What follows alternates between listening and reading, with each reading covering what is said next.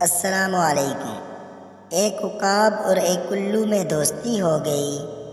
عقاب بولا، بھائی الو، اب تمہارے بچوں کو کبھی نہیں کھاؤں گا، مگر یہ بتاؤ کہ ان کی پہچان کیا ہے، کہیں ایسا نہ ہو کہ کسی دوسرے پرندے کے بچوں کے دھوکے میں ہی کھا جاؤں۔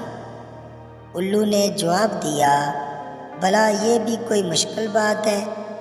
میرے بچے سب پرندوں کے بچوں سے زیادہ خوبصورت ہیں، ان کے چمکیلے پر دیکھ کر تم ایک ہی نظر میں پہچان جاؤ گے۔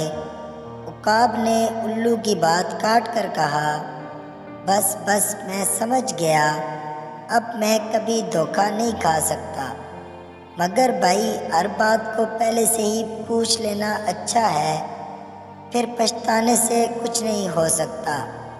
اچھا، پھر ملیں گے، اللہ حافظ۔ یہ کہہ کر عقاب اڑ گیا۔ دوسرے دن عقاب شکار کی تلاش میں ادھر ادھر اڑ رہا تھا کہ اسے ایک اونچے درخت کی شاخ پر کسی پرندے کا گھونسلہ نظر آیا۔ گھونسلے کے اندر 4-5 کالے کلوٹے بدشکل بچے بوٹی اور بدآواز میں چوں چوں کر رہے تھے۔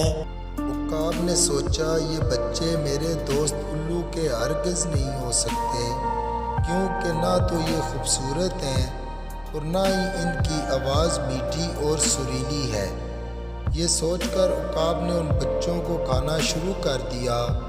وہ سب بچوں کو کھا چکا تو الو اڑتا ہوا آیا اور شور مچا کر کہا، ارے تم نے یہ کیا کیا؟ یہ تو میرے بچے تھے۔ عقاب گھبرا کر اڑ گیا۔ ایک چمگادڑ جو پاس اڑ رہی تھی، اس نے الو سے کہا، اس میں عقاب کا کوئی قصور نہیں، ساری غلطی تمہاری ہے۔ جو کسی کو دھوکہ دے کر اپنی اصلیت چھپاتا ہے، اس کا یہی انجام ہوتا ہے۔